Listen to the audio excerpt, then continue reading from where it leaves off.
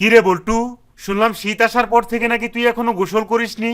এটা কোন ধরনের বাজে অভ্যাস? বাজে অভ্যাস না বাবা, আমি তো জীবন বাঁচানোর জন্য গোসল করা বন্ধ করে দিছি। জীবন বাঁচানোর জন্য গোসল করা বন্ধ করে দিয়েছিস মানে? এসব কি বলছিস? কেন বাবা, তুমি কি জানো না যে পানির অপর নাম জীবন? তাহলে হুদাহুদি গোসল করে এক বালতি জীবন নষ্ট করবো কেন? কিরে দোস্ত, কোথায় যাচ্ছিস?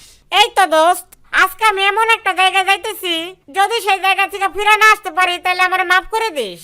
মানে এসব কি বলছিস? আরেকটা কথা দোস্ত, আমি যদি সত্যি সত্যি ফিরে না আসতে পারি তাহলে আমার গার্লফ্রেন্ডারে তুই বিয়ে করে ফেলাইস, আর কথা দে তুই ওর বিয়ের পর অনেক সুখে রাখবি, কখনো কষ্ট দিবি না। আরে ভাই, তুই যাচ্ছিস কই? কই আবার, আজকে 15 দিন পর আমি পুকুরে গোসল করতে যাইতেছি। আচ্ছা বল্টু, আজকে তুমি আমার হাত ছুঁয়ে আমাকে একটা প্রমিস করবে প্লিজ? মানে কি, হঠাৎ করে আবার কিসের প্রমিস করব? এই তো, আজকে তুমি আমার হাত ধরে প্রমিস করবে যে সারা জীবন এইভাবেই আমার হাত ধরে রাখবে, আর সারাটি জীবন আমার হাত ধরেই হাঁটবে। দূর আরাম দাদি, আমার কি তোর কানা মনে হয় যে সারা জীবন তোর হাত ধরে হাঁটমু?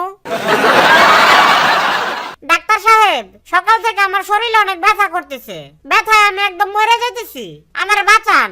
ও আচ্ছা, তো কোথায় ব্যথা করছে আপনার? কেন আমি কমু কেন? চিকিৎসা করতে তো পুরো টাকাই নিবেন, 1 টাকাও তো কম নিবেন না। তাইলে আপনি নিজেই খুঁজে বের করেন যে কোন জায়গায় ব্যথা করে।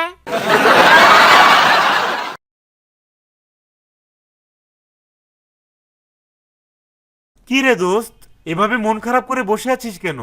আর কইস না দোস্ত, গত 2 দিন ধরে আমার বউ গেছে বাপের বাড়ি, তো আজকে ভাবলাম শীতের মধ্যে একটু চা বানায় খাই। তারপর পাতিলের মধ্যে পানি আর চা পাতি দিয়ে 2 ঘন্টা জাল করার পরেও দেখি পানি লাল হয় না। এর লাগি আরো 2 ঘন্টা জাল করলাম, তারপরেও দেখি পানি লাল হয় না। তারপর আরো 2 ঘন্টা জাল করার পরে বুঝতে পারলাম পানির মধ্যে চা পাতি ছিল না, ওইটা ছিল কালো জিরে।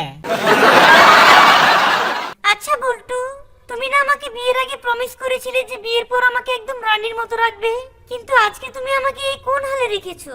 কেন, আমি তো তোমারে রানীর মতোই রাখছি। আমার প্রথম বউয়ের নাম ছিল রানী, তো এখন তো আমি তোমারে আমার আগের বউ রানীর মতোই রাখছি।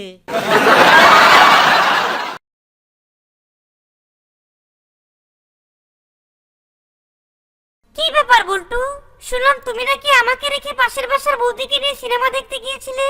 আর বইলো না, আজকাল যেসব বাজে বাজে সিনেমা হয় এইগুলো পরিবারের সাথে একসাথে বসে দেখা যায় না, তাই পাশের বাড়ির বৌদিরে সাথে নিয়ে গেছিলাম।